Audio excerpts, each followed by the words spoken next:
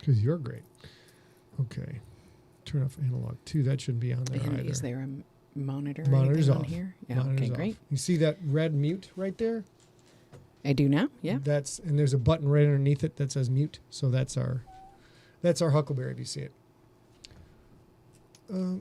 I took this footage of actual meteor showers earlier today. I did. Really? I feel like you might not have. Yeah. Well, I've got an observatory in you layer do. of doom. In this The observatory underground with sunlight layer it's of also doom? it's also in the shape of my head. All good things are in the shape of my noggin. Hello, Steve Rickyberg. Hello, Maria D'Souza. There. Where is my launch here? Come on. I don't know. You look like you have more tabs open than I usually have. That's crazy. That's never true. Oh, there it is. Yeah. If you can close out any of them, close out any of them because they'll draw from our internets. But if you can't, that's no big deal. Nelson, hello, Shannon. Richard Bennett, Dean, Nevin. I want to call you Dean Nevin because that sounds like a wrestler's name. Well, right. In this corner, weighing in at 310 pounds, Dean Nevin. Shane Burns. I choked on Shane. I choked on your name. It must have been blasphemous. Iceberg, hello. Jay Radimus, Boz, Maria, Justin. Jared, oh my of course, gosh. Nelson, my friend, Look Shannon. Murderers look at you guys. Row Come in there on. today. Just a murderers Buzz, row of awesome nice people. to see you, awesome Buzz. people. Of course, Mr. Harris. So lovely to see you. We'll assume Boz will have to tap out early because of the drastic time shift, but that's all right. That's all right. Yeah, and Mario, so nice to see you as well. Mario's It's been in the a couple house. days. Holy cats. Yeah. All right.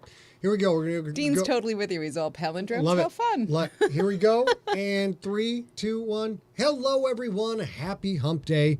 We hope you're doing well. Hey, Robin. We've had a pretty crazy busy day. So it might be a little shout out. And I put some extra stuff in the show today. It remains to be seen if the extra stuff will actually work or not. Okay, I didn't know there was going to be extra stuff. But it's in the script. Okay. Yeah. But you put it in? Yes. Okay, cool. So you guys should know, I write the script and then I deliver it to him and he makes edits. So I'm not sure if I know what he's talking about or I don't don't know what he's talking about. We don't always have time to go over all the changes that are made. Because I throw this together after the workday. The last thing I do after the workday is go through the script and cobble together everything for the show. See, now that looks normal. All right, great. Yeah. Let's talk about what we're going to have in the show. It's going to be a killer show. We've got Siglebrations. We've got pup dates. We've got junkie picks. We've got some book updates. We've got an update on T-shirts and a rock video from the group Superweapon. They're a very rock and rolly group. Here we go. We're also, if we have time, we are going to talk a little bit about the Perseid meteor showers, which have peaked, but we're still going to talk about it. I know, because they're so fun. They will be visible in the Northern Hemisphere until August 24th. And at the end of the show, if we have time, I have 10 things you might not know about the Perseid meteor shower. Wow. I added that to the script, too. Okay, see what I mean? There we go. Yeah.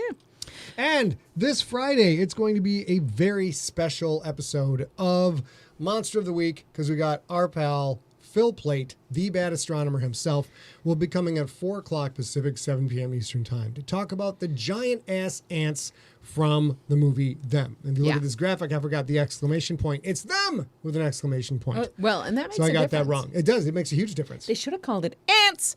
Whoa, that got loud. Sorry. Ants. Them. And also, what else was I going to say about? I got distracted. I don't know what I was going to say about that. I mean, it's because I screamed ants. You did scream ants. That's okay.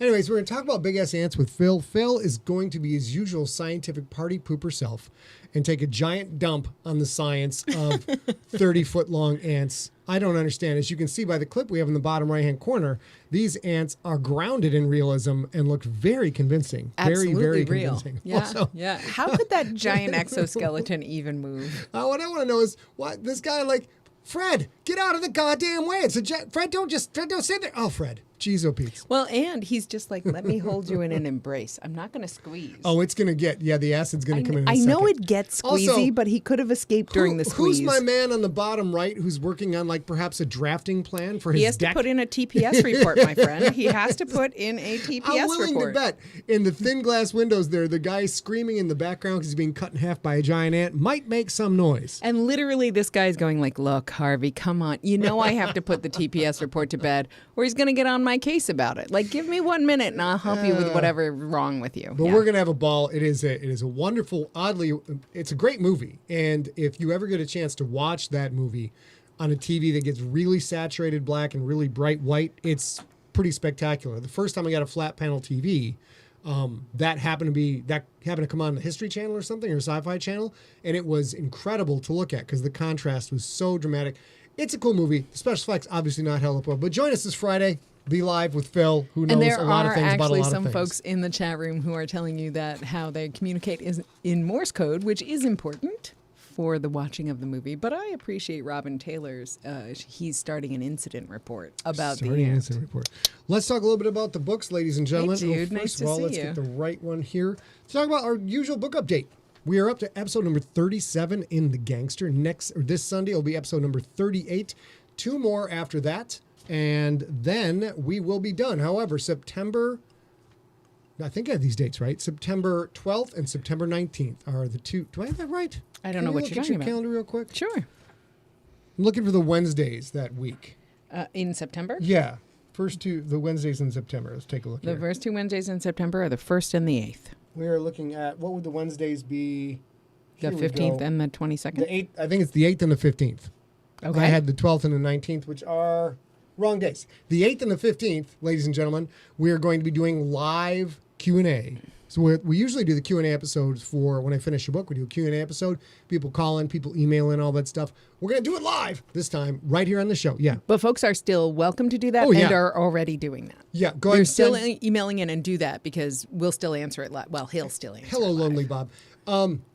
You can email info@emptyset with your question. You can send, you know what? You can send a video of you. Make the video vertical. Make the phone vertical because we only have so much room. So make the phone video vertical like this.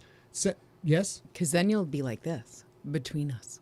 Yes. Oh, yeah. That's what he's going to do with it. That's this sexy. is your little face. That's sexy. It'll be bigger, though. It'll be like that. Your little face. All right. So send it in vertical and don't edit it. Don't do a bunch of stuff. Keep your questions short. Don't do anything fancy. Just send that also to info@emptyset.com or just be on here live on those 2 Wednesdays in September. And we're going to take your questions from the chat room. I think it's going to be a blast. We've done 1 Q&A before or 2 Q&As with this live show. Yeah. I think just 1. Okay. Well, we're going to do 2. Yeah. And then if you can't, hey guy, hey buddy, if you can't make those live episodes, don't worry about it because what we're going to do is strip out the audio and put it into the feed. Exactly right. Yeah. And now what else going on in the books? Let's go back to Maine for a second. Oh, real quick. So I'll let you guys know you're still kicking ass. Earth Core is now up to 11,137 ratings. I feel it was only a few weeks ago when we were saying we'd like to get it to 11,000 ratings, and look at it now. It's fantastic. Here's this sad sack. He did not like the book.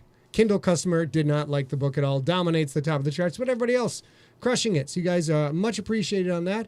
And Mount Fitzroy is getting up there too. It's closing in now. It's 2638. Nice. Thanks, you guys. Soon we were going to be, we'll start celebrating as we approach 3,000 reviews for Mount Fitzroy. And hopefully we'll be talking Audible about doing something else for them real soon. And I think that is it. Yeah. I think so. I will also talk to you about. Oh, I got a book update. Sorry. I wrote this down. We have, as of today, I'm 85,186 words into the second draft of GFL Book 7, which current total is 167,280 for the total length of the book, meaning we are officially, if you round up, 51% done with the second draft. And as you guys know, this is such an interesting number because as he completes, he sort of tries to make a second draft, his final, I don't know how to say this, but like your final mechanics of the story draft. Like what happens in the third draft is he makes the story he already wrote like more grammatically correct and better sentence structure. If you're a guy who's ever grown a beard, the rough draft is that scraggle that, just like you have this one patch here and a hair here when you're like 18 and you're like, oh, this is a beard. And everybody's like, that's not a beard. And then the first draft is like, it's starting to come in, but it's so thin. And there's like some up here. There's some up here. Yeah, he gets all over the place. And then the second draft starts to become thick and full and coiffed. It's very nice, very delicious. Yeah. And then the third draft, it looks like you look like Tony Stark. That's what it is. So for him, he tries to get as close to the end game of the meat of the story, I'll say, by the end of the second draft.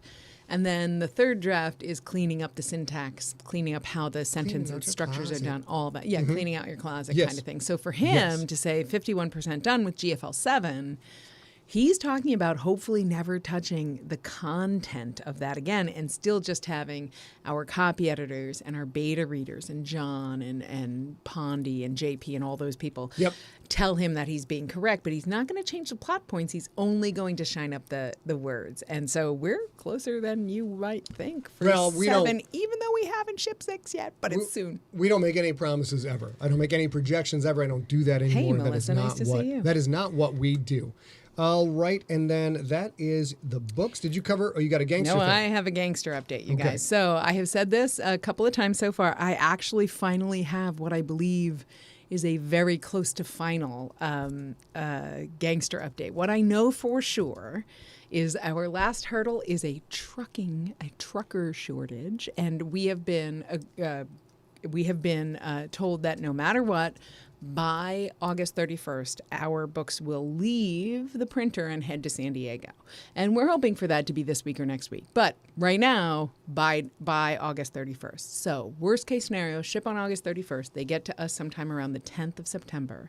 And we instantly start signing. He starts signing. I start shipping. He starts signing. I start shipping. So by this time next month, most of the gangsters will be sent to you. That's my thing. Hopefully. Hopefully. They are not on the road to San Diego yet, but I hope by next week they will either be here or on the road here, and I will be able to give you the final update. But we're almost there. And then there was a question about the Stone Wolves, which is another 145,000 word, girthy, turgid, swollen, bloated tome. And right now we are in the final stages of approving Iceberg's audio for that. Audio, he's finished with the audiobook, and right now we're just going through and catching little blips here and there and finding odd things, correcting those. So I think once that's done, we're probably maybe a week away from the audio being done. Then as we proof the audio, we're getting the final ebook edits all done. And then ebook and audiobook will kind of get submitted at the same time. We still don't have a projected date for you, but it is tantalizingly close. Tantalizingly. Yes. And we've sort of talked about, like, we want that book to come out sort of closely related to football season / GFL 6. So probably next week we'll have numbers for you, which will be really nice. All right, ladies and gentlemen. Joe Carlson, since I know why you need to update your address, just email me. The always, no matter what you want, the best way to contact us is to email me at info@emptyset. So do that with your updated address. You can do that all the way through August. I'm still working on all of that. I'm still making labels. I'm still doing that every single day. So if you have any concerns, just email me at info@emptyset. If you've already emailed me, don't stress yet. I'm still responding every time I make an update. I'm a little behind because I had to ship out 500 T-shirts we forgot about, but we're close. So if you have any concerns at all, if you have a new update, just email me at info@emptyset. We'll work it out. All right. Now, ladies and gentlemen, something's good with my mic. I can't figure it out. But well, you sound good to me. Maybe it's my headphones. Yeah, you sound real good to me. Well, thank you, baby. Yeah, and I will also say Iceberg. Yeah, baby, sound real good. Yeah. Iceberg in the chat room just said sometimes Audible can take a little bit. Yes. In the pandemic, because, of course, everybody at Audible also went home to work, and therefore their internet tubes are smaller. Because they're home tubes, not business cubes. They're the tiny tubes. Yeah. Approval used to take 14 business days or less. And right now it takes 30 business days or less because lots of employees, to stay safe, have moved home and they don't have the same infrastructure at home necessarily than they do at the office. So we're working on it, and they're really responsive. But it can take, Iceberg is right, it can take a little bit of time. So we're going to hope to get that to you as soon as possible, and we'll keep you updated once we know. All right, ladies and gentlemen, now we're going to get into the musical segment of the show. I've decided that we're not going to make this a variety show, and we're going to show musical acts. We're not going to show musical acts every week. You know what I hate about award shows? No. Watch an award show, people are winning awards for their movies or whatever, and all of a sudden, like, now we're going to go with a 15-minute dance number. And I'm like, I didn't tune in for a dance number. I tuned in to watch the awards, God damn it. I got to stop you for a minute because I know you want to know about the awards. That's why you watch an award show. And I watch an award show for the outfits, too. But sure. I'm not going to lie. Okay. When you say sometimes they stop, the thing I thought of was Rob Lowe and the Snow White dance. You guys know what I'm talking about for the Oscars. It changed everything. I was like, sure, I'll listen, whatever. And then Rob Lowe sang to Snow White and I'm out. Trevor, can you send an email to info@emptyset about that point? We are unaware of any goof-ups in those books. Yeah, I so know. I actually just looked today. And we'll take a look at it. So, ladies and gentlemen, here we go. This is some of the new tech I've introduced for this show. So, it looks right. Now, this volume should be largely okay. What this is my cousin Merciless's band, Superweapon, which also stars Severiano Wada on guitar, who's phenomenal, and Austin Farmer on the keys and the backup angelic vocals. And the guitar. We have leaned all the way into the guitar. So there's a song out, and you can see it at superweaponband.com. It's called Battle Cry, and there is a video. So I don't know if you guys follow YouTube, but there's a thing called reaction videos on YouTube, and they're a very big subgenre, which is a couple of people will put up somebody else's content, let it play, and then just babble about that content the whole time. So what we're going to do is we're going to react to the video we've already seen and tell you fun, interesting things about it. If you want to watch the video by itself, no problem. Superweapon Band, or go to bit.ly/superweaponband YouTube. But here we go. If you don't like metal, this is just too darn bad, because this is going to get metal. But you're going to like this crazy here we go. Fancy concert footage. Look at that. Come on now. Make sure I got this in. Let's give it a shot. Let us know if it's too loud, you guys. It sounds good to us.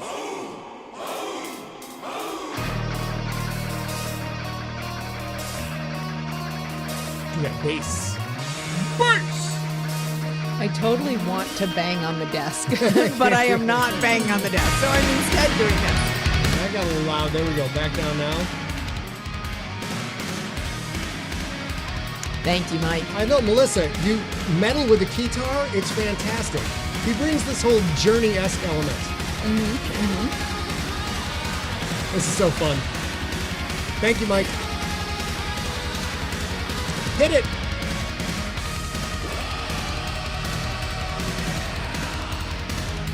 Come on. Jay Radimus, I don't know what you're talking about. It's my cousin Merciless. All the Sigler men look a little alike in the generation.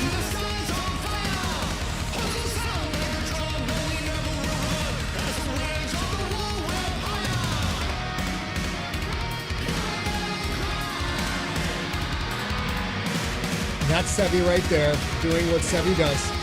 That's Merciless. And I know some of you at Siglerfest have met Sevi, and he is absolutely the shredder and also the nicest guy in the universe.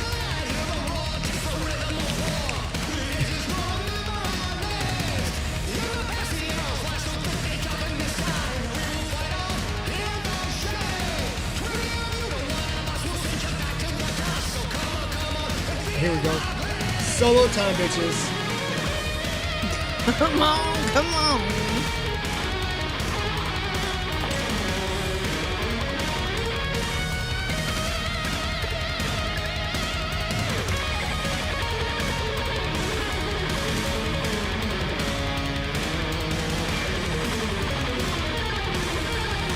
Shut up, Mike Jant.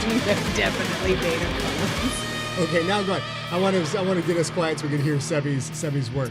He's just so incredibly good, and so young to be this well-versed in 80s metal. Sean at one point was in the Evan Diamond band, and Sean's the drummer. And he was in Columbus, Ohio, was supposed to come back the day before to rehearse with us for this. He's not technically in the band, but he learned it for the video. And then his plane got delayed, and he wound up taking a red-eye to get there, left from the airport to come shoot the video with us, had never been in the same room with us before, and he killed it. Look at him. He did such a good job. And literally had to text and be like, wait a minute, do you guys have any kind of, do you have a shirt? No. Or an iron or something? Do you have something? Because I can only just make it in time. He had to wear the shirt he had on the plane. And he did great, though. He did great. And, of course, Sevi didn't have a shirt. Sevi should never wear a shirt. Sevi should never wear a shirt. Show off them guns, son. I really wish I could bang on this desk, you guys. I'm not lying. It's building to a big ending. A big ending.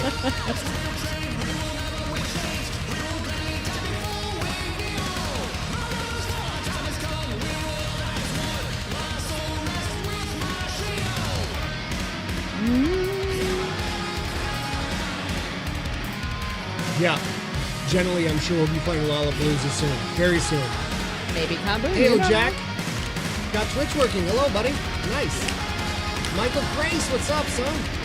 Here we go. Big finish, ladies and gentlemen.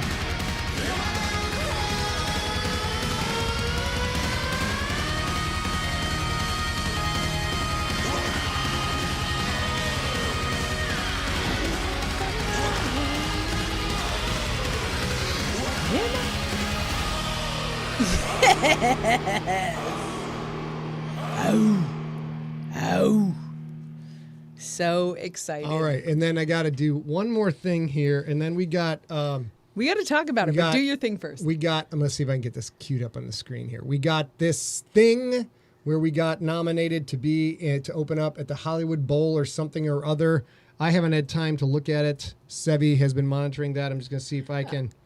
But you can go here and you guys can vote. Gosh darn it. Is that the right, babe? Maybe it's opening act, I think. I think it's just opening act. act.com/2021/ The open act. High quality TV going on right there. It is. There we go. I go to books. Is that? Yeah, go to books. There we go. This at that you are not on the URL. I'll keep posting it on Facebook. Yep, and I will tell you it is the openact.com/2021/Superweapon, and you can vote once a day completely for free. You do have to sign in using a social media. You have to sign in with your Facebook app, but you can still vote once a day for free. If you choose to, you can vote I think tip jar or something. I've done it a couple of days. I don't know how it does. I was just going to say it sort of shares with a charity, right? Yes, it shares with the suicide prevention charity. Yeah, and did you guys choose that, or is that opening act? That. They did that, yeah. So that's been up a couple of days. You can vote once a day with the free daily vote for the next 8 days. Starting tomorrow. It's 8 days after tomorrow. But so this is just thing, put a little reminder in your calendar. Go vote. Why not? We're not going to win it, but sure is fun. Having a good time with it. You're in 4th place right now. Chris Grawl wanted to know if the lyrics are posted anywhere. They are not. But if we have time, I'll just post them at the end of this, or I'll put them up on Facebook. The lyrics are all, of course, inspired by the movie 300 and... is it the Battle at Thermopylae? It's a book about the Battle of Thermopylae, the Hot Gates. Yes. Gates of Fire. Gates of Fire by Stephen Pressfield, a fantastic historical fiction book. Loved it. Yes. I would like to ask you a couple of questions because it was so fun for me to see it happen. Okay. And I think you guys as junkies might enjoy this too. One of the things that I found with them rehearsing, and then I wasn't there for the video shoot, but I was there for all of them practicing. And right before they went to the video shoot, we had a patio-based breakfast. It was very nice. But you guys have a creative process because it's collaborative and I guess live. Is that what it is? Where you're, as a creator, as a musician, you're different than you are as a creator who's a writer. You will talk about everything. Well, this is, A brought this up earlier in the week saying we should talk about the creative process of this. And then I was like, sure. I mean, that's cool. Let's do that. That'll be fun. And then she brought up this point that I had never ever thought about before. A does that a lot. A has a brain full of knowledge and that's why I have a insights. giant Charlie Brown head. A thinks she's not creative, but she comes up with stuff all the time that I've never thought of. And the thing she said was, well, like your music, you can talk your music and nobody gets spoiled. Right. And I was like, I am so handcuffed and hamstrung all the time. Every time I want to just gush to you guys about what the next book is going to be, or even a book that's been out 5 years, I still okay, there are people in the audience who haven't read that yet. I can't talk about all the cool stuff that's in this book or the stuff I want to do. Because the thing you made for a new reader is fun, and it delivers. You know that the delivery without being spoiled is so much more impactful. Well, it's what my job is to delight you and surprise you. The first time through the book. The first time through the book, there should be 4 or 5 moments where you're just floored because you haven't seen it, but I'm doing the puppet strings. Yeah, for sure. And drawing you a little bit at a time, like Anaconda style. Just choke you out a little bit more, a little more. You take a breath, you get choked out a little bit more. You don't realize you're being pulled so far into the story. And then when the crazy stuff happens and you're just like, you get that shortness of breath. Like this happens to me reading books all the time. Like, what? And that is my goal. Can't do that if you're spoiled. It won't happen if you're spoiled, so you can't spoil them. And part of the reason that that's so important is a book, depending on who you are, if you listen, if you read by ebook, if you only listen on your commute, a book can take it can take 12 hours to finish, or it can take 12 months to finish. A song is almost never like that. A song is almost always like you're gonna listen to it, and like lots of folks, including Superweapon, had songs come out recently. Lizzo had one come out recently. You have to listen to it a handful of times to decide how you feel about it. That's also true, but there's not really a spoiler because you're going to get the whole song in like 3 minutes. And even if you're like Liz, let's say Lizzo had a relationship with Drake, and Lizzo has a new record coming out, and they broke up, and like Lizzo's going to spill the tea about her relationship with Drake in this album. Like it doesn't change your enjoyment of the song at all to know exactly what the song is about and already know that it ends up and they didn't wind up together. Like all of that stuff is so I can blab about music and talk about music and talk about the song and all the influence song, talk about the lyrics and everything like that. And it is it's so much fun because it won't spoil anything. So my main job is to knock your socks off and delight you with the story and take it in places you didn't see coming and get you by the heart. Music is a completely different kind of grab to the heart. It's awesome. And your songs in particular, since all of your creativity seems very I don't know how to say this other than to say cinematic. Yeah, but your songs are very. I want to tell you a story in 2 to 3 minutes, or 2 minutes and 40 seconds to 3 minutes and 30 seconds in the pop song genre format. Mm-hmm. And your books are the same thing. They're very cinematic at the most active moments. I don't know how else to say it, like the car chase moments, the hospital moment in Nocturnal, all of that stuff. They're very powerfully cinematic. And so are your songs, except your songs are maybe like a scene from a movie, and your books are like Godfather 2 that last like 4 hours, or whatever. She's not creative, right, you guys? Not creative at all. Yeah, that's exactly it. A song is a slice of a relationship. It is a moment in your life. It is a moment where you come this close to death and you get away with it. It is a moment where you have a life-changing instance. It's all of these songs are flashbulbs documenting the course of your life, whether that be creative or imagined, whereas a book is a full-length 90, 120-minute movie. Yeah. Songs are still shots from all that stuff. So it's really interesting that the creative process rolls along, but it's so much different. The other thing that's different about it is, like I have collaborators to some degree on the story on my novels, and those like A and Big John, they're more like bumper bowling. Right? Yeah, that's a great way to say that. You got bumpers in the gutter, so you can't throw a gutter ball and screw everything up. And there's John and A standing in the gutter being like, oh, this, this has just hit the gutter and it's going to be really bad. And like, oh, I didn't see that. And I can go back in and make corrections. Right. And I think that's all your secret agents, actually. Some of them can very much. Chris Grawl in the house right now. Absolutely be like, oh, that's not how that works. Like, that won't click right there. You need to actually change the magazine or whatever. Have a good night, Boz. We love you. Hold on. Wait, Boz, don't go yet. Send my love to your gorgeous wife. Everybody go to this one right here. Let's turn this off. What I want to make sure everybody does, if you do one thing tonight, go to bit.ly/Superweapon YouTube and subscribe to the channel, because that helps the band. And then hit that little bell on the channel too, because that also helps the band. That is all. Let's go back to May. But Sean said a really powerful thing for me anyway. Sean Dyer, he said story songs semi-excluded from this because listening to A Boy Named Sue for the first time is pretty fun. And that's interesting to me. And my brother, as you guys know, is Jude, and he's in the chat room. And our biological dad, our dad had a powerful connection to that song. We learned that song very early on. A Boy Named Sue. A Boy Named Sue, and sang it quite a lot. And it's interesting because I completely agree with you. If the story has a little bit of a reveal, there is a Townes Van Zandt song called Poncho and Lefty also has something of a reveal in there. And those are a lot of fun. But you can still grow in a way that is more organic than a 200,000 word novel in listening to it a third and a fourth and a fifth time, but you get the whole picture a little bit sooner. But I 100% agree that some songs are best to be heard completely blind at least the first time, for sure. Chris Grawl, if you're going to stick around for a minute, I'm going to see if I can find the lyrics. But do you have any other questions about that, babe? I mean, I do. But there's so much. One thing I wanted to. Yeah. I want to say that at times, A or John will throw an idea out and it'll be something that I didn't see coming at all. Not just a correction or not just, oh, you forgot that Lefty can't take the Twinkie with two hands because his name is Lefty because he doesn't have a right arm, you dumbass. Stuff like that. But every now and then they'll throw something out like, what about this? And I'll be like, oh, fuck, I'll take the $1 fine. Like, I didn't think of that at all. And that's I'm going to guess that's rare. That's like 2-3 times per book, probably more with John than A, but it takes in a different direction. I have to go to work. But we'll get the other one in a second. But in the music space, it's a constant barrage of Sevi did this one incorrect take on the guitar, and I heard him like, whoa, go back and do that again.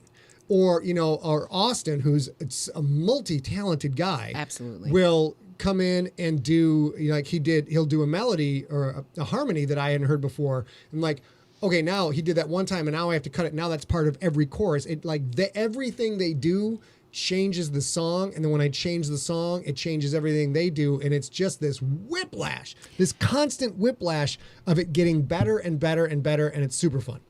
Sandra, it's Superweapon, not Secret Weapon. That might be part of the problem there. Yeah. Try Superweapon. Let's swing back over for it right here. Yeah, if you have that. Yeah, that might go opening act. Opening act. Yeah, there you go. Sandra, check it out there. And I will say this, as just watching the whole thing happen, and Scott has mentioned a couple of times, I don't really see myself as creative because I don't create just for the joy of creation. I believe that my creativity sort of comes in a more logical way. Like I like to follow recipes. I like to perfect processes, things like that. And I don't mean to say I'm definitely not creative, but I can't whole cloth create a thing like him, but I can watch. And when they do this, one of the different things, and there are so many of you, Howard is out there, you're so creative. There's so many of you who are so creative. Boz, you're creative, but I think you're gone for the night.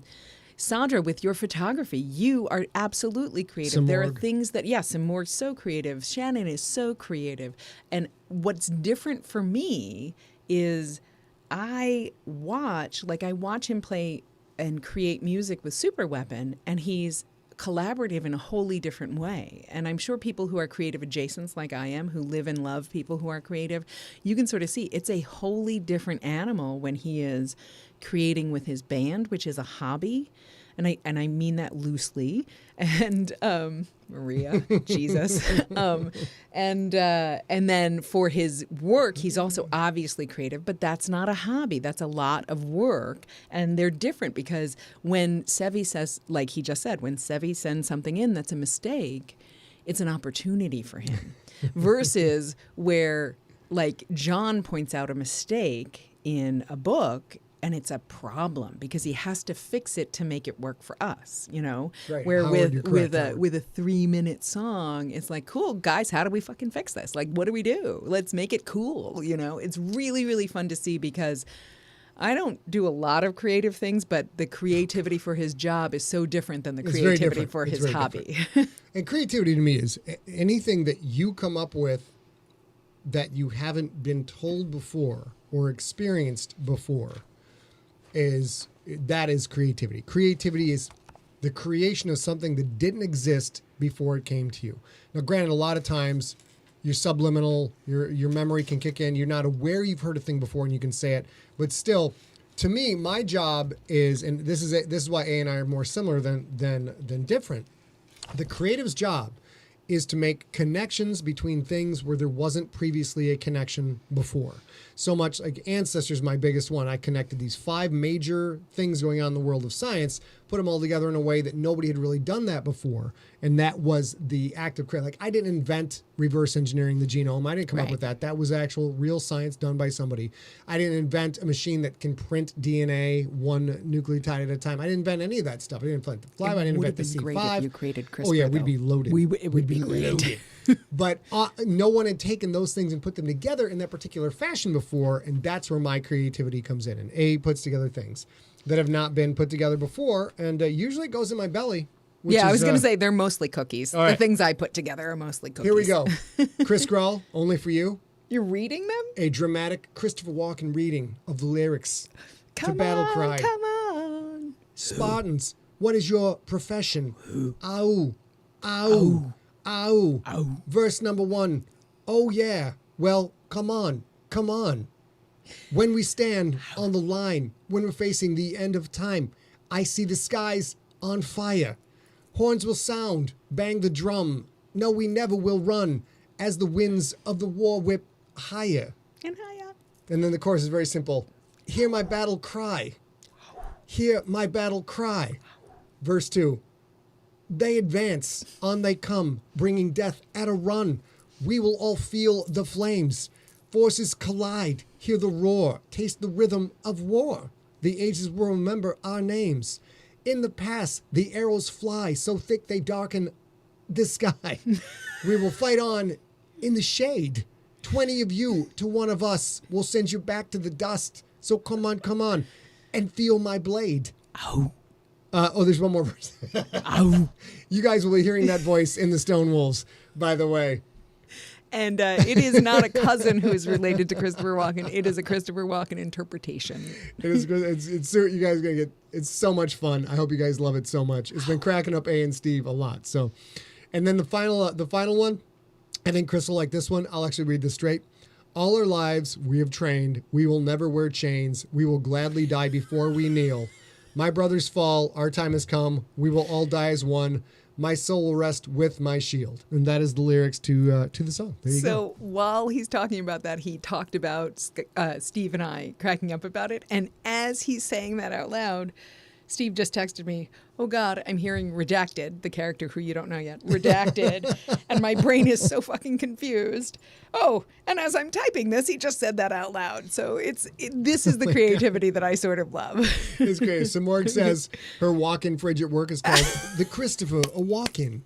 Can I have that other scotch, babe? Of course. I was stressed out trying to get everything together for you guys. Now I'm good. Okay, so we keep an eye on time. So anyway, you guys, we're not running long. You guys can hang with. We're still going to get to questions and updates and all that stuff in a minute. But I'm so proud of you, and I wanted to say that out loud because I got to put on the main screen if I'm going to get some sugar. What? You guys have heard this. We've talked about. If you've been to Siglerfest, I talk about this all the time. How we work all the time. If you've emailed me and I'm stressed out, I've said, "Oh my God, I just work so much." He doesn't have a lot of hobbies, and now he does. He does it for fun. He does it a lot, like overworked for fun, but it's still fun, and I'm very proud of you. That's a very good thing. It's still the blessing / curse I've had all my life is whatever the task, no matter how small, how insignificant, it is like I'm gonna kill that. I'm gonna kill that task. I'm gonna do that task better than anybody's ever done it before. Everything. It's constant. Like now, like cleaning the bathroom is my main job in this house because A kind of handles everything else. It's her place. She does her thing. It's our place. But I'm OCD. A has a way she likes I want things. it my way. But A doesn't like cleaning the bathroom. Like I'll clean the bathroom, and I clean the shit out of that bathroom. And every time I go, I'm like, there's a way to make this cleaning better. And I do that with Superweapon too. So it's super, but it is a hobby because our livelihood is not dependent on it like it is with the writing. So it's more of a super intense. If I fall short of a goal, it was fun to try for. Yeah, and Melissa, you just mentioned you need Superweapon merch, and we do have a T-shirt coming out. I have offered my ability to run an online store for Superweapon to the band.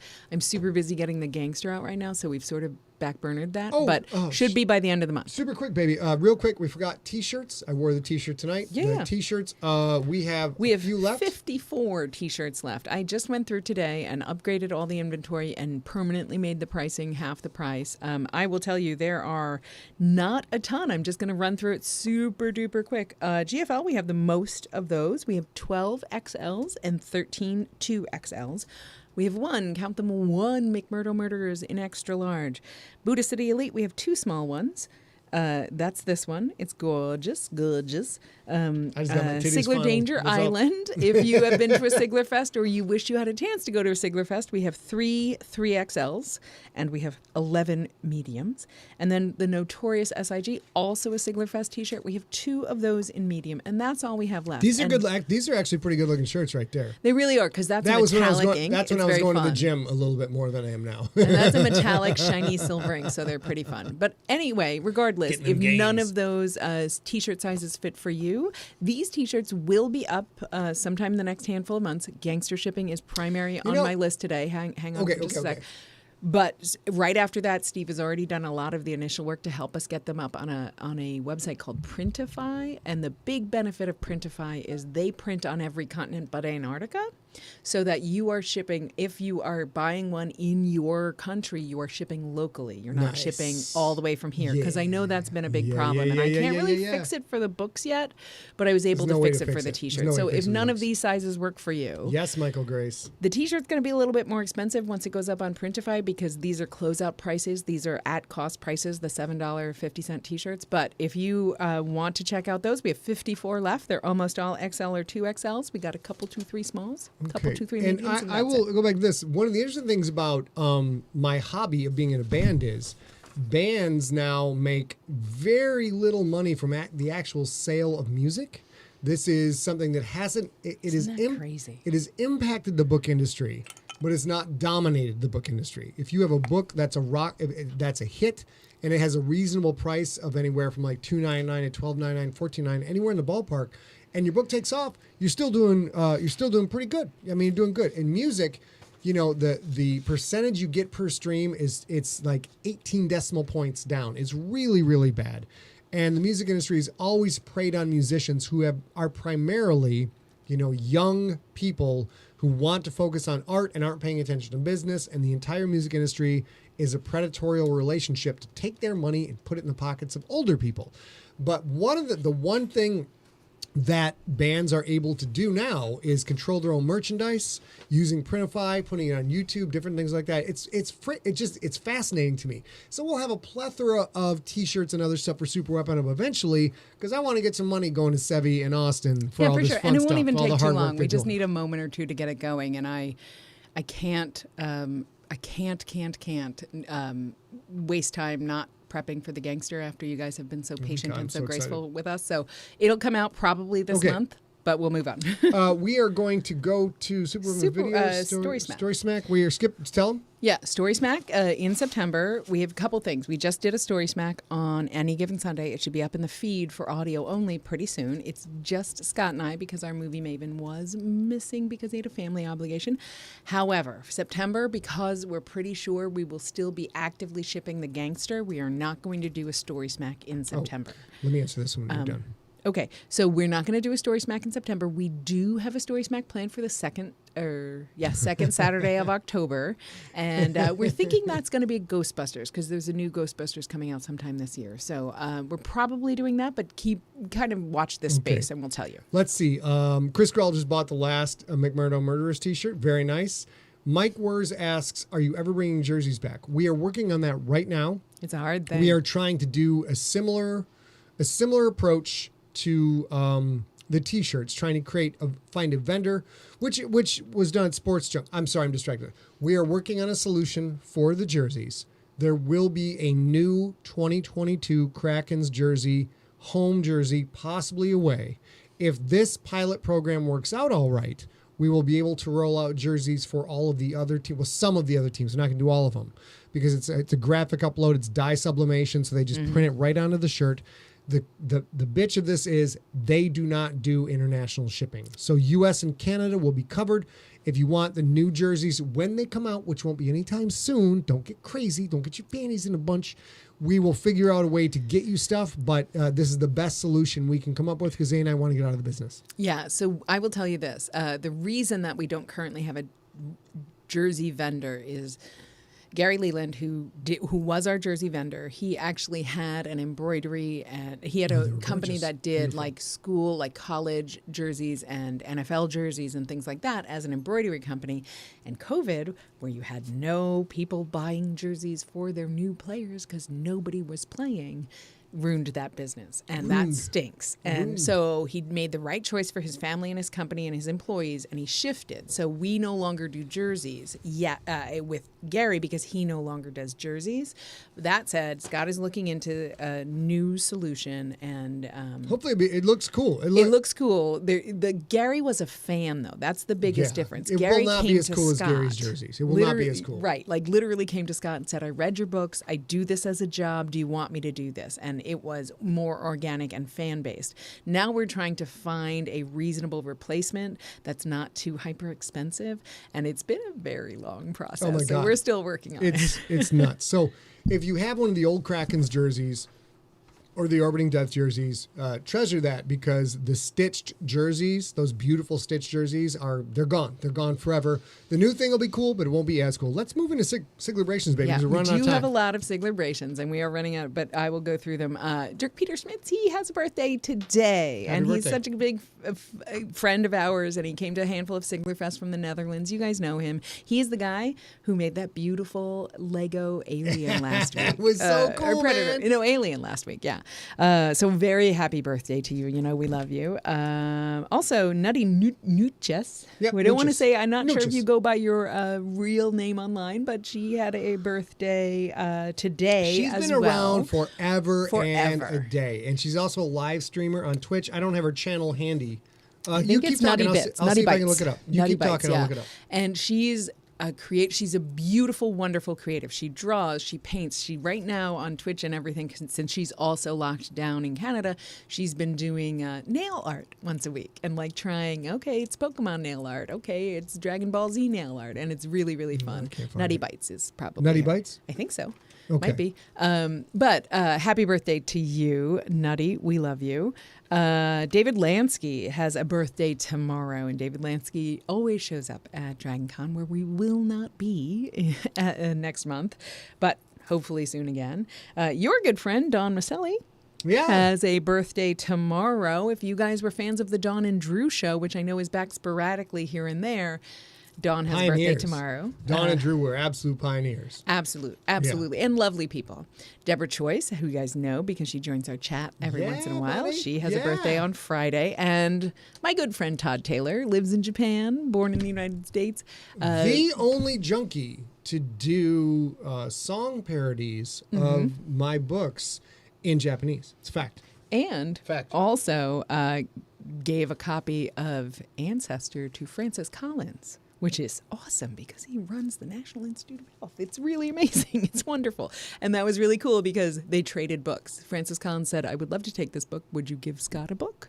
And so that was a very cool find of thing. And most importantly, of course, Robin Taylor, who's in the chat room, they are cousins, which is lovely. So happy birthday to you, Todd, on Saturday, and that's it. No. What we're going to go to now is we're going to go to Junkie Pictures. Okay, I was going to say, if you have anything to email us at all, info@emptyset is the way to do that.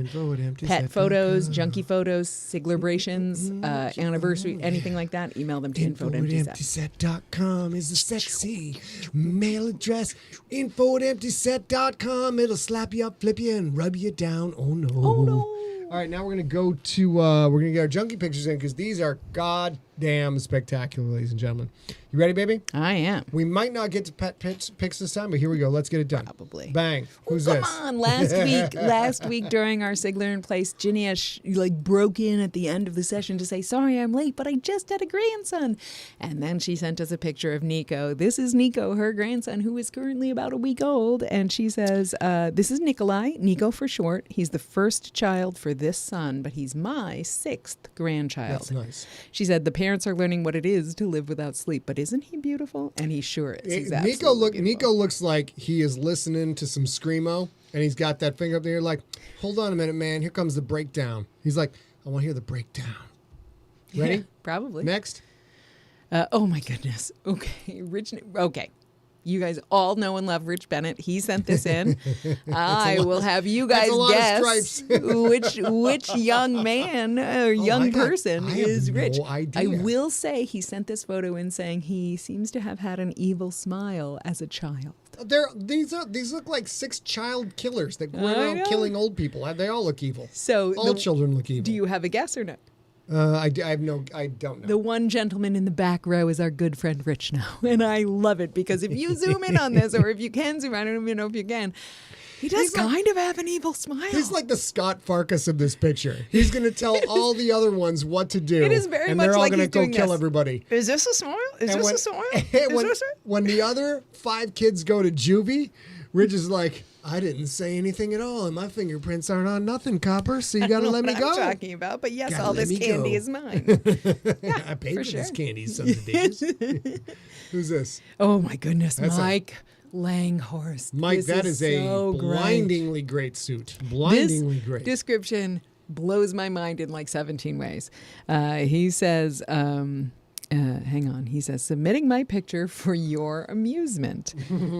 This was me at Disneyland's grad night in 1989, a night of rides and concerts for high school seniors. All males were required to wear suit jackets. Mike went all out with a whole white suit. Summertime, lovely, beautiful. Oh, wow. And then he says they opened at 10 p.m. and it went until sunrise. And then we all got on a school bus home. On that stage that night, as I remember, Information Society, totally important in 1989. Very important. Samantha Fox, totally hot in 1989. Samantha Fox, such a wild dame. What's your name? Samantha Fox. Samantha Fox. Go ahead. Randomly, the New Kids on the Block, which is a little young for that demographic, but okay. Thank you, Joshua. Yeah, Thank you, Joshua. Super fun. I love that so much. I love that so much. What's your name? And you're looking good. Samantha Fox. Samantha Fox. And look at how smooth Mike is. He's like, yeah, Mike, I got this whole suit going on. Come at me. This is Mike before he gets back on the bus. So listen, you make fun of my suit. I got 7 digits in my pocket right now. You got all the digits. Okay, this I love so much because this is Karen McDonald, and she sent this photo in, and the only thing it said was, embarrassing photos, Karen McDonald, 1981, and I have to say, I am not sure what about this is imperfect or embarrassing. This is a gorgeous senior photo, and also super jealous of the break. Not gonna, can't do any of that. I know. And it's beautiful. A lot of work. So I love this so much. It's such a pretty photo, and she's all like, in 1981, go crazy, and I'm like, it's perfection. Mwah. Mwah. It's beautiful. And this, my goodness, look at that face. You know who this is.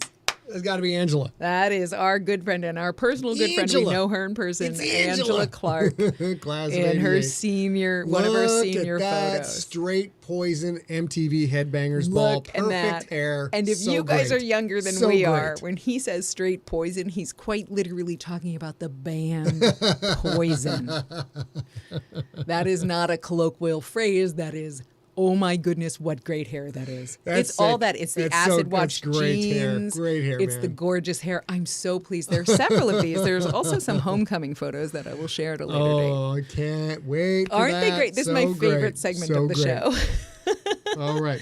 Do we have any more? I think that might be it. No, that's all she wrote. That's so it. let's go back to Maine for a second and check the time. All right, so we can do pup picks, baby, or we can do questions? We do. What do We have a couple of pup picks. We'll go through them quick, and then we'll do maybe 1 or 2 questions. Pup picks today are our bottom right corner pup pick is not one of ours. It is and Stella. Amy I just saw Amy in the Stella's been bad. Amy gave her a hat that says bad. And to be fair, the back of that hat says good. And so there's also photos Why of her you gotta being spoil good. stuff all the time? Because she's such a good girl. Look at her. She looks like she did something wrong. She's our favorite good girl. Come on. She's the best girl.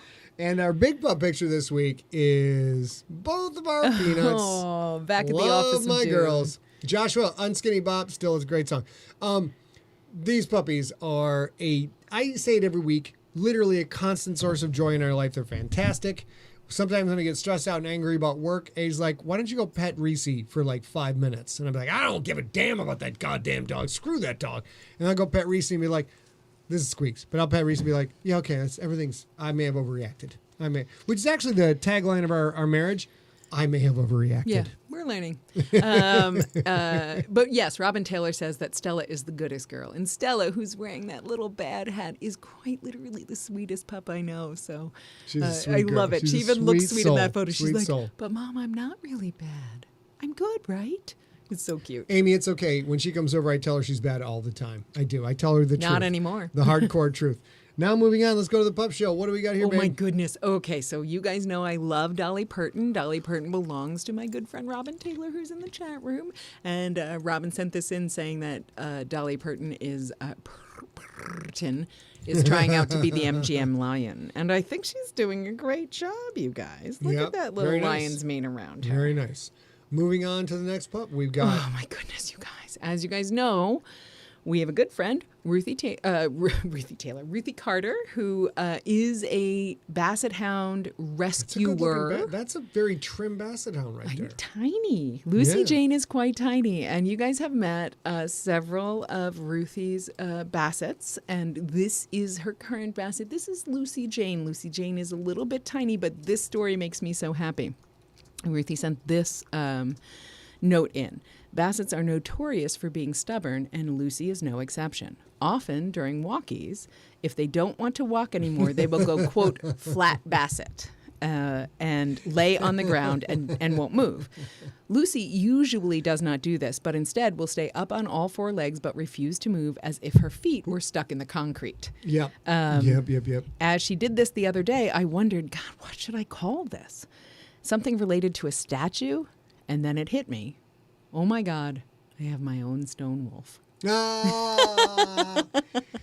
Pandering plus experience points. That pays off every time. Ruthie did go on to say they are not exactly sure what you would call a stone wolf, but this is their version of a stone wolf. I don't give a crap. Any dog that is named after any of my works in any capacity whatsoever, I'm totally in for that. Sweet Lucy Next Jane. picture is... Oh my goodness. This one I missed. I don't know how I missed it, but this is Nicole Hartman's new cat, Tommy.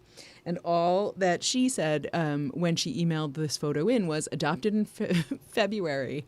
And as if it needed to be explained, he is super extra, which you can absolutely tell. That's a double plus. That's a double plus cat right there.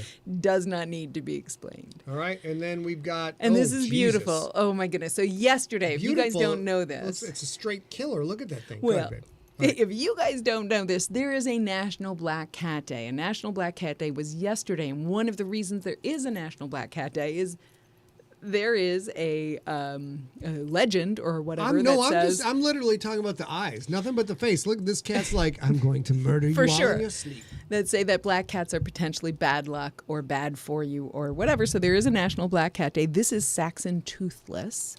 And an absolutely beautiful cat. And Vaughn says, he adopted me from the cat adoption team shelter here in Oregon, and I can't imagine my world without him. Can you hear your dog's belly? Yeah. Okay. Also, please note, Nocturnal and Pandemic can be seen in the background of this photo. Oh, double plus good. That's fantastic. Fantastic. And I think that's the end of our pup we go back to here. All right, go back to Maine. All right, so where are we at? We are not going to get to... I guess we should finish with the advertiser then, yeah? We didn't do the advertiser because we're talking about Superweapon. We're talking about Superweapon. We love to do this, you guys. As you guys know, these are not technically advertisers. This is actually a nonprofit that we feature as a sponsor in case you guys have a little bit of spare time to share this website or donate to the site. This is a very hyper-local. This is Food Share of Lincoln County. This is in Oregon. Oh, wait. I did Grand Rapids. Sorry. I was going to say, wait a minute. Did I do this already? And Dawn Shipley sent this in. She said her mom works for this organization. All right, Dawn. And yay, Dawn's mom, yay. Yeah, and they make sure all of the individual food banks in all of Lincoln County, Oregon, have food that they need to give out to those in need. Although part of the Oregon Food Bank, they have to do a lot of fundraising for a majority of what they do because the Oregon Food Bank requires Food Share to pay them for the food that they get from them. So they do a lot of fundraising on their own so that they can provide people in more rural areas of Oregon, they can provide people food during this emergency. So if you guys have the ability to share this or donate, we always donate as something that we can to all the charities that we feature. But if you can share this or donate this or send this to people who you might know in Portland or in Oregon, that would be terrific. See, and I always want to donate my wisdom. I'm like, baby, let me send them a positive message that they can share throughout their team. And he's like, that's not how any of this works. It's not as useful. It's not. They want money for food, not a positive message. I mean, they'll take both, but would prefer, And I'll just read them Robert's Rules of Ranging, which I'm into right now. Yes, Steve, I have a lot of wisdom. God damn it. A lot of gosh darn wisdom. I think our time is up, babe. I know we didn't get to everything. Did we not? Do you not even want one question? We don't. Yeah, let's do one question. Fuck it. Let me call it. Uh-oh. Well, I don't know. Let's do one question. Not only will we do one question, I will give you the dramatic camera change when I answer this question. That's what I will do. Go ahead, baby. What do you got? Yeah, let me find it. I'm preparing myself right now.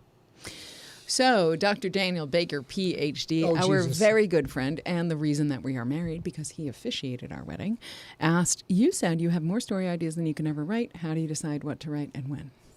How do I decide? Did I ask that before? How do I decide what to write and when? Let me think. I have to put on a thinking hat and contemplate all the variables, the thousands of variables that go into determining what is a good story at the right time, told by the right author. And usually that decision involves world domination. How can I write this story and get more acolytes, more followers who will follow me unto the gates of hell and conquer all the world so that we might end this existence and create a brand new one from scratch. A wonderful halcyon world full of chocolate-covered Twinkies and Bud Light. That is how I decide. Secondary question. Yeah. How has that process changed throughout your career, also from Dr. Daniel? Well, I will tell you this. I'll give you the silly answer first. I'll go back to the original answer. The silly answer is the way I decide that has changed based on how much poundage I've put on from pounding chocolate Twinkies and drinking Bud Lights all day long.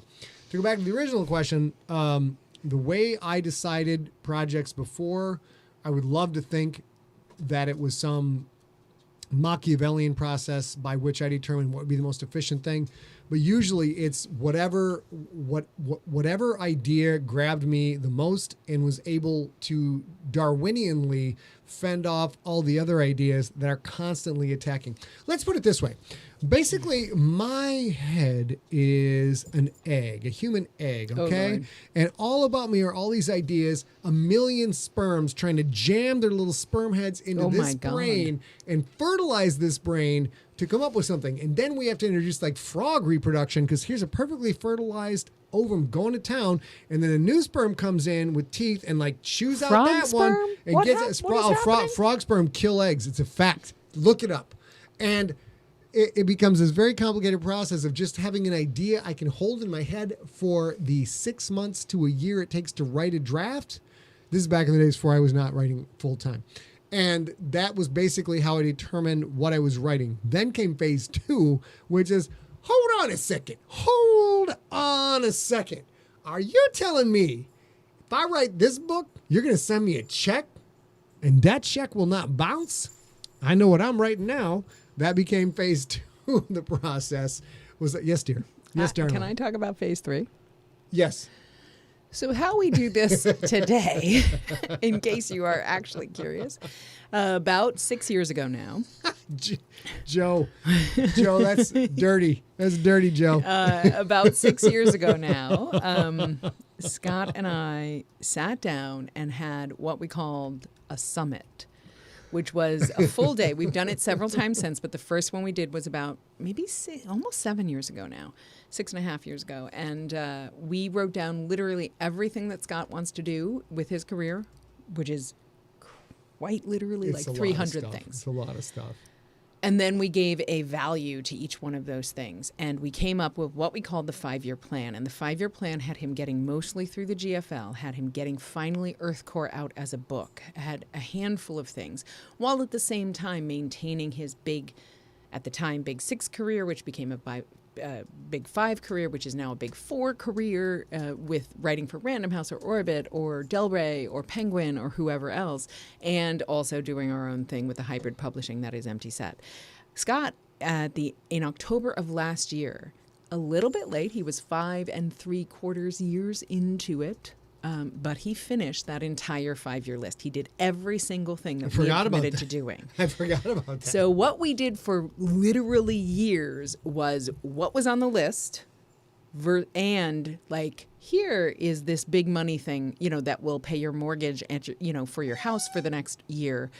Also do that. And so we would fit those things in. And now that all of that is done, and Scott is in a position where he can choose whatever he does next. And as he mentioned last week, there are a couple of things that are in the works that are not yet available to talk about. But right now, how we're deciding is, cool, what can we do that serves us, serves you guys, and gets us through this crazy time while he's sort of locked down? Like, still now, most of us are pretty much just sitting at home working. Like, we're not doing a lot of things. So it's a time for Scott to do a very expansive thing, which is why we're so focused on the crypt and stuff like that. That's a big, expansive world that he has to build out from the ground up. That's a big deal. Because if you guys love the crypt, what you love are those individual stories. And there hasn't been a ton of world creation. So this is the perfect time for a thing like that. And that's actually how we decide now. But the reality is Scott is in a position where he has two things that he has to finish right now.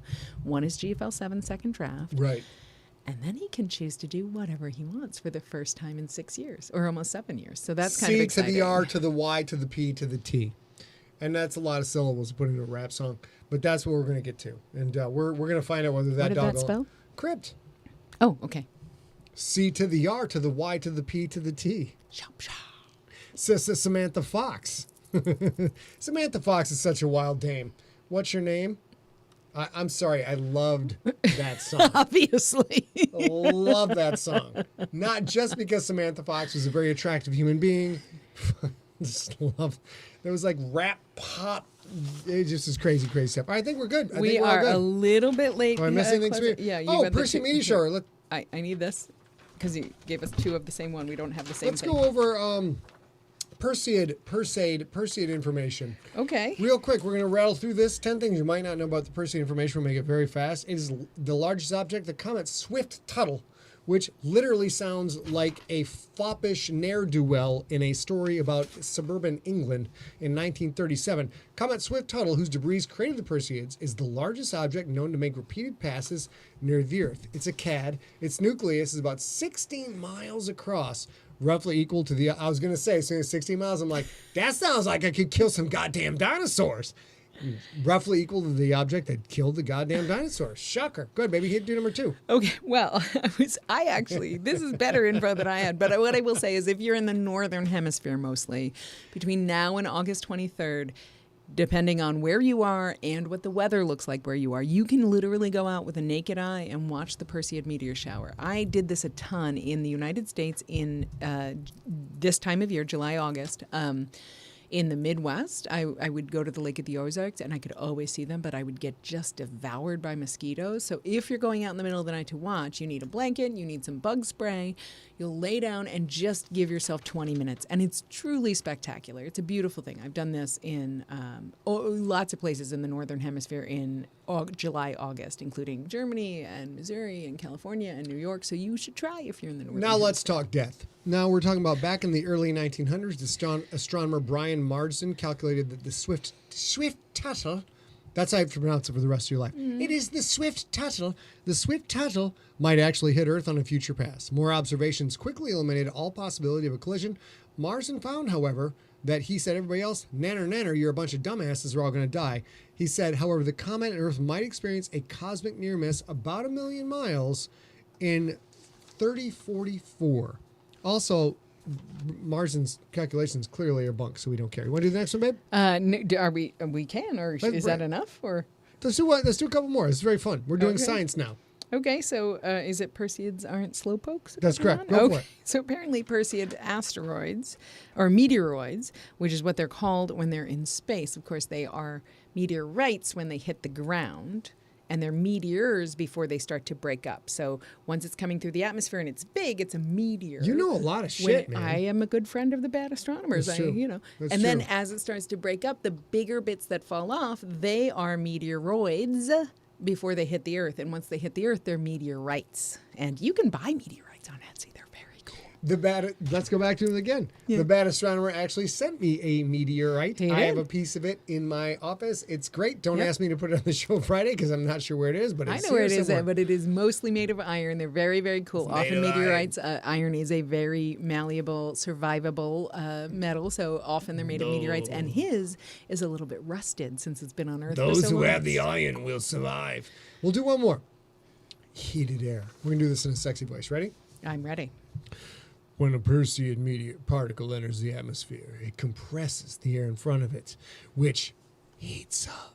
The meteor, in turn, can be heated to more than 3,000 degrees Fahrenheit, 1,650 Celsius. The intense heat vaporizes most meteors, creating what we call shooting stars.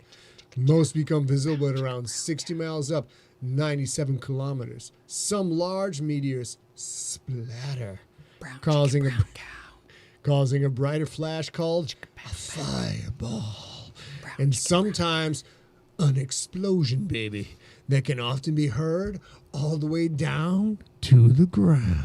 Righty. So you guys, we have made it. It's almost 10 minutes over we time. We had more points about Swift's Tuttle, but we won't got get to them excited tonight. about music. So instead, we are just going to let you know we're going to do our normal sign-off. Nothing has changed for us. We're still going to be here for you mostly every week. We may miss one in September if we're shipping the gangster, but you'll get lots of lives from the shipping experience. No, Howard, these are not the lyrics to the next I mean, the brown chicken, brown cow might be. However, what I want you guys to remember for the rest of your lives is that I have now decided that the name for my penis will be the Swift Tuttle. Oh, so there Lord you go. sakes. So next time you hear Swift Tuttle, you will know it's talking about my Johnson. All right. If you have anything to share with us for Sigler in Place, any thing you want us to talk about, any pictures of your pets, any pictures of yourselves. Pictures of your Swift Tuttles, none. No pictures of your Swift Tuttle. Please email those to info@emptyset, and we would love to share them. Remember, we have many photos of childhood junkies to share with you, and they're all fantastic. Not everyone is Jane from accounting, but they're all fantastic. I lost my script. Where are we at, baby? We are now, so if you have content ideas, if you have questions for Sigler in Place, if you have nonprofit sponsors, remember in 2021, we're featuring hyper-local ones, so that one's worked too. Please send that to info@emptyset. Again, I've had a handful of folks email me at Facebook and stuff. The best way to reach me, especially when I'm this busy with the gangster, is info@emptyset.com. Chris McWhite. It's exactly what was going through my mind. So I'm glad that you said it, sir, because I'd go to jail. All right. And then we'll be back on Wednesday, August 25th, 2021, celebrating what? Always beating on camera. This time it's National Banana Split Day, motherfuckers. Yeah, I'm going to get a banana split. You guys should all get a banana split and have it. Let's open up. We'll open up with a banana split so we can get our banana split for the ice cream melts and shit. And we're going to go straight up banana split. Yes, love it. Let's do that Wednesday. Get your banana split stuff ready. Get it ready, and then take a picture Wednesday and send it to us. And the following Wednesday, we'll talk about everybody's banana split. Somebody other than the Verdich Harrises do that because they're definitely sending in pictures. They always play along. Jenna, Leah, and Daryl are making a banana split next week, even if they don't like bananas, and they're sending us a picture. If you guys don't send a picture of banana split, do it too. I don't give a goddamn. He anything. The birthright of his son up his ass. So we're gonna have banana split. Wow. Okay, let's just say, and until then, you can all. Nope. We hit it. Nope, little man. Let's go on. We're going to sign off. You guys know how to do this with until we see you next week. We absolutely need you to stay safe, you guys. We need you to stay smart. And we absolutely need you to stay science. For the love of science, all these crazy scientists who keep saying stuff like, hey, there's going to be another wave coming in a couple of months. Everybody's like, push, push, tush, tush. You don't know what you're talking about. Everything's going to be fine. They're like, I'm trying to tell you everything's not going to be fine. Turns out they're almost always right. So we need you to stay informed. We love you guys. We'll see you next week now, with banana splits. Big old banana split kiss off into the sky.